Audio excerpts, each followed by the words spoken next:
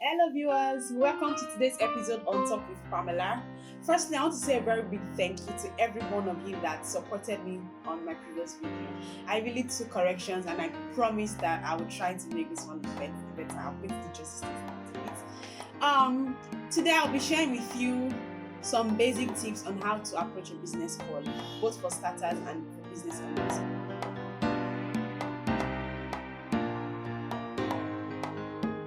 Business owner, your image should precede what you do. An image is a perception of who you are, what you do, and what you want people to think of you. So when you have a business, it is important that you try to curb yourself in a way that will make people think, you are really the owner of such a business. And you all know that a call is very important because a call plays a vital role in your day-to-day activities as a business owner. It's equally important that as you have a phone, you make calls, you should learn good call etiquette. So join me as I take you through the journey of the 5 basic call etiquettes I'll be sharing with you today. Number 1, please always instigate the conversation as the first caller. When I make a phone call or when I receive a call from an unknown number, it is important, very important that I am the callee. So whoever is calling me is the caller. So when I make a phone call or when I receive a phone call, all I have to do is, hello, and I stop there. That is my job, that is my role, that is my part for that particular call. You as the caller, it's your duty to say, hello, my name is Pamela, I'm calling you for so, I'm calling you for so. Do not give room for me to start asking you, hello, who is this? It's very wrong. So as a business owner or as an aspiring business owner, you should realize and you should know that when placing a call to somebody you do not know for the first time, please try to instigate the conversation. That only tells you that you are ready for such a message, you are ready for such conversation. You're ready to actually lure that client or customer to patronize you. But if you give them the opportunity to start asking you, who is this? It actually sends a wrong signal and a wrong message to that client or customer. So you should please learn to instigate the conversation as the first caller. Point number 2, please never interrupt a busy line. We all make the mistake of calling a number that is busy. When you realize that when you realize that the number you're trying to call or you're trying to connect or reach is actually busy, please disconnect such call. It's very wrong and inappropriate for you to keep calling such a number because it sends a signal. It sends either an emergency signal or it sends a non-chancellor signal. When you're trying to place a call across to somebody that is already on another call, it's like I am basically talking to somebody and you can see I'm talking to somebody. You coming from someone to interrupt such conversation without asking for my permission is very, very wrong. So when you place a call to somebody and you realize that such a person is busy, the line is busy, please disconnect the call. You can actually send a text to that person telling the person that I was calling for so. Can you please call me back when you see the calls that you have missed? Or can you please call me back when you are less busy? It sends this message that you are reliable, that you know exactly what you're doing, you are straightforward, okay? But when you keep calling a line that is busy, it's like, life or death issue, or you must pick my call, or it's very, very wrong. You don't even know who you are trying to call in the first place, or even if you do know who you're trying to call, it's very wrong to keep pushing on that call when you notice that such a call is busy or such a line is busy. Point number 3, this is basically I'll put for starters. I want to say for business owners, because when you are a business owner, an experienced business owner, I don't think this particular point is for you. But if you want to keen into it, I would really do appreciate it. Please never use slang when speaking. I know more in the youth now, we all know this, you get. So you should try as much as possible to control your slang usage. When you are making a business call, and either you receive a call or you make the call, and there is this good news that comes from either the caller or the colleague, try to curb your statements. Don't go ahead and shout, or I know it's actually fun, and I know relationship at this point matters too, but a business is a business. A call is a call as long as it's a business call. So when you make a business call and you receive a business call and you are excited, Okay, you are elated, you got something so beautiful, and then you don't know how to express yourself. You can just simply say, thank you very much, man. Thank you very much, sir, with a smile, because when you smile and you're making a call, your caller, your colleague can actually detect that you're actually smiling. But when you go ahead and be like, Mado, the first thing that'll get to me is, how old are you? Like, seriously, you own a business. It's your personality. I'm not sure it's to change who you are. Don't change it, but for the sake or for the purpose of that call, try to curb the usage of your slang. So when you're making a business call, point number 3, please do not use slang. Try to limit your slang, or try to at least eradicate it for that particular time. My next point for today is, please know your call limits. I'm actually begging. Yes, I'm begging. Please know your call limit. You're placing the call to somebody for the first time. You should know that that call shouldn't be passed across to the next person or conveyed more than 2 times. Yes, because you do not know this person, and you're trying to get this person to get your business idea. You're trying to get this person to patronize you.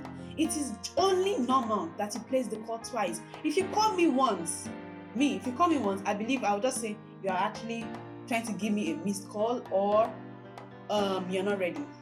When I missed a call for the first time, I'll be like, I don't know this number, so why should I call? Because sometimes your network will actually call you, and then I don't think you actually pick your calls every time your network calls you, right? So when somebody calls you for the first time and you miss that call, you'll be like, it's once now. You might not actually want to call again. But when you miss a call 2 times, it actually sends a message that this particular person tried to reach me 2 times, but I was unavailable to pick the call. So it's your duty to call back. So call limits: when you don't know somebody for the first time, or you're trying to call a business, or you're trying to make a business call twice for the first time. Then progressively, if you are trying to make a call to somebody that you're familiar with, but you're unable to reach that person at a particular time, please, and it's very, very urgent or important, call 3 times at a maximum. 3 times, because when you call more than 3 times, it's not send a different message that, okay, this is a life or a death issue. When you have a surge in your business and you're trying to rectify the issue, and your particular boss or the particular person who is trying to work on it is not available, you can call the person 3 times. When I miss a call 3 times, I realize that, this particular person or this call is important, and I might be in a meeting, but when I miss the call 3 times, I know that yes, I have to actually step outside to receive the call or to place a call to you. But when you go ahead and give me 5, 6, 10 times, first you're going to distract me, whatever I was doing. If you are in a business meeting, okay, of course your phone will be either on vibration or in silent, and then you receive a call, or you see that somebody is calling you. But the first time the person calls you, you might just look at it and be like, okay. The person calls you 2nd time, 3rd time, 4th time, to the 10th time, you yourself, you start getting agitated, like, what exactly is going on? Why am I receiving 10 calls from such a particular number? Be it you know the person or you do not know the person. Now you have things running through your mind. Is this person a family member? Is this person a friend, a colleague? Does this have to do with my business? Is my business in trouble?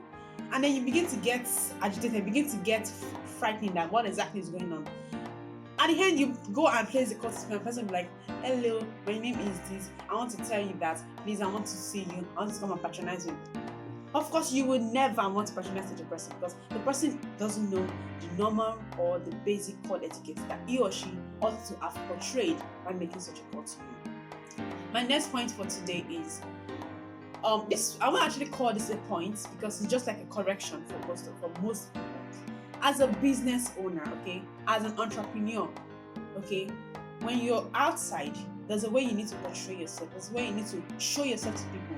So when you're in public and you miss a call, even if you're not in public, when you miss a call and you're trying to return the call, please don't say, hello, Madam Mineka. I saw your missed calls, oh. Nah. Like, no. You got to be tush. You have to portray yourself in a way that when you play call, like, hello, Madam Mineka, I missed your call. It's to make the next person seated beside you like, who exactly is this lady? I love the way she speaks. I love the way she actually said those words. I missed your call. You say to such authority because you are the boss. You own the business. You own yourself. So say it like you run your life. Hello, I missed your call. Don't say, hello, I saw your missed call. It's like saying you saw the person's phone and then you were able to see the call that the person missed. So you said, I saw your missed calls. It's very wrong. Either you say, hello, I missed your calls, or hello, yes, you called me, but I missed the calls. Okay, that's the best way to portray a message when you miss a call. Which will actually throw me down to my next point. Next point for today is, please try to return your calls. Yes, when you miss a call, even if it's 2 calls, 3 calls, it is wrong for you to expect such a caller to call you back in an hour or 2. Although, if you do not send a message to somebody stating your inability to receive such a call, please try to return that call as soon as possible when you are actually less busy. Because if you wait for such a caller to try and call you back, it will just send to the caller that you're not even ready, you're not even reliable, you're not trustworthy. Okay, you are not somebody that they could reckon with. But if you return such a call, or return your calls when you miss them, it sends a message that you are ready to listen to what the caller had to say to you when the person was trying to call you. Okay, it sends a message that you are reliable, you are trustworthy, you are somebody that somebody could call, and when the person is in trouble, or when your business is in trouble, you will definitely call back to find out what's going on. But if somebody calls you, you miss such a call, and you do not call the person back, it's going to be, actually, if you keep doing it, at first you might feel she'll call back. If you keep doing it, it tells on your personality, it tells on your credibility, and it's very, very wrong as an individual. Which will take me down, always end your call with a positive closure. Either you're the callee or the caller. When you place a call to somebody, before you disengage yourself from such a call, or you disconnect yourself from such a call, it's just proper for you to say thank you for receiving my call, or thank you for the conversation, please have a lovely day. As a colleague, you could also say that, oh, thank you for calling, please have a lovely day. It just makes the conversation, like a good business conversation that you just had. So it's just normal that you end such a conversation with the person. It actually makes the person feel respected. It makes the person feel that, okay, this is the kind of person I would like to place a call to again. I would like to call you over and over again. So I hope you've learned basic call etiquette today.